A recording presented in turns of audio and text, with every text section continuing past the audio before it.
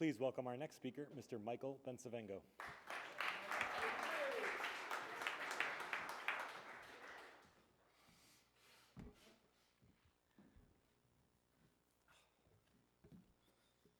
I'm from New Haven, Connecticut, where I've grown up all my life. I come from a really close family of my mom, Michelle, my father, who's also Michael, my younger brother, Matthew, and my dog, Bauer. Yes, named after the hockey stick. When Mr. McVeigh gave us this assignment, I remember thinking, oh my God, I am the last person who has anything to talk about. Well, anything impactful to talk about, because trust me, I can talk.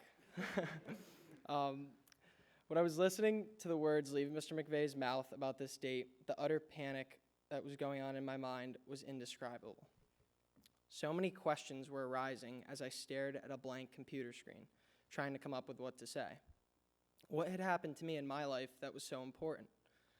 This process was challenging, to say the least. However, it forced me to dive in deep. So I Googled best topics to talk about. Within seconds, the topics arose. Someone you admire, your worst fear, someone you cannot fathom or understand, a small moment that impacted you immensely.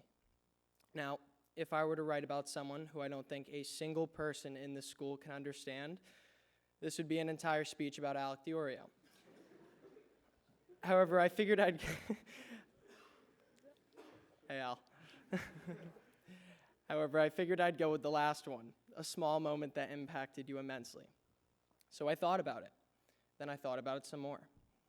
And boom, absolutely nothing. I just didn't have any experiences that I felt were good enough to talk about. Instead, this one term that kept popping into my head. I guess you could say it gave me an aha moment.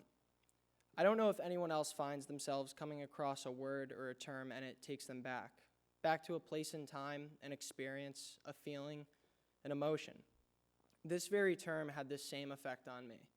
Thus, an oratory speech was born.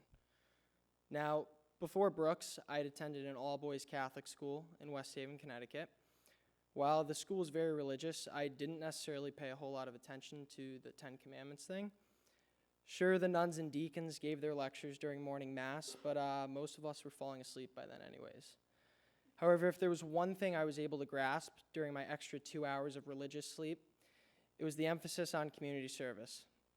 I can recall always hearing this term, community service. What did it mean? Was it really that big of a deal? Those were some of the questions arising in a 15-year-old kid's mind. However, I never really found out what that meant until an experience I had later that year. Flashback to freshman year on a cold day in December. I was standing outside along with the entire freshman class, waiting for the buses in front of the school. These buses would be taking us on our freshman retreat. The freshman retreat was when the entire freshman class split up into 3 or 4 buses and would go to middle schools to help with their day. I will admit, it wasn't too exciting for me at first. I figured I'd come in, help a couple kids with their homework, clean the whiteboard, and call it a day. When the buses arrived, we all filled in and grabbed our seats. Off we went. The ride was about 30 minutes. For the bus driver, it probably felt longer, considering the whole bus was filled with a bunch of annoying freshman boys, throwing food, yelling at cars driving by, and literally crowd surfing on seats. Yes, the bus had to be stopped multiple times for safety reasons. No, I have no idea what they were thinking sending us to a middle school. After the madness, we finally got to the school. We were met by a staff member who divided the jobs into sections. We could work outside, in the tutoring room, in the classrooms, or in the gym. I instantly picked the gym class because why not? It was gym class. And no, I did not see Charlie Alcorn there. Me, along with 2 other guys, went to the gym. The gym teacher was this older-looking guy who gave us the whole lowdown on just let the kids run around, tire themselves out, and you'll be fine. That's pretty much how the day went. We started with 2nd grade, then 3rd, then 4th, then 5th, but when we got to 6th, things were different. I'm sure everyone remembers the line leader in middle school. It was a big deal. Like if you were the line leader, you ran stuff. Well, throughout the day, each grade had entered the same, single file with the line leader in front while everyone else followed. After the kids came in and the gym teacher explained the game, the kids were ready. Then the gym teacher gave the go. 3, 2, 1, run. Those words leaving the gym teacher's mouth set off a storm of sixth graders running as fast as they could, except for one. I noticed that this little girl sat in a wheelchair and watched as her classmates played. Little kids running around, happy, vibrant, having the time of their lives in gym class. And she was left out. I went up to the gym teacher and I said, "Hey, what's the deal with that girl over there?" He said, "Oh, that's Sarah. She's severely disabled from the waist down and has speech problems. She doesn't talk much because she gets embarrassed." I then asked, "Does she just sit there and have to watch every gym class?" He said, "Yeah, pretty much. It's tough because I have to watch the kids and there's no one to stay with her. The school doesn't have the proper tools to take care of someone like that, and her parents can't afford to put her in a school that's properly equipped for her." The thought of hearing that was a daily occurrence for a disabled girl to have to watch all of her classmates play made me sick to my stomach. The next thing I did was I grabbed a ball, one of those puffy-like dodgeballs, and I went up to her. I said hi, smiled, and introduced myself.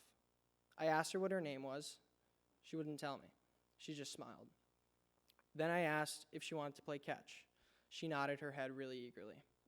About 5 feet apart, we just tossed the ball back and forth, back and forth.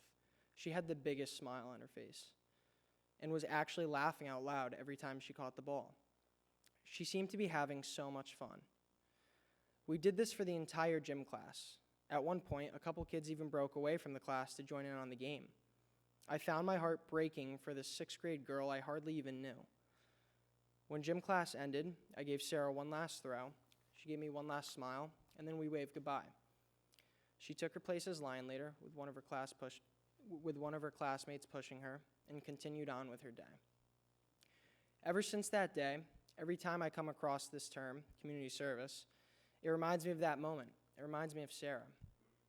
I feel community service is taken the wrong way. Most people, when they hear that term, they think of picking up trash, carrying heavy things for people, or even in the summer, mowing the lawn. While those things are really nice things to do, as Miles Foster would say, it's not that deep. What I'm trying to say is doing the little things does make a difference. It could be giving someone a compliment, holding the door, even saying hi to someone when you make that dreaded awkward eye contact on Main Street. That day showed me that community service is about making people feel good. Whether it's big or small, just being nice and helpful can do the job. There were kids who did a lot more than me on that retreat, who were cleaning classrooms, picking up trash outside, helping kids with their homework. All I did was play catch with a little sixth grade girl who seemed like she needed a laugh. Even such a little thing like that, you never know how much of an impact it could have on a girl like Sarah, or the impact it could have on others like me. Thank you.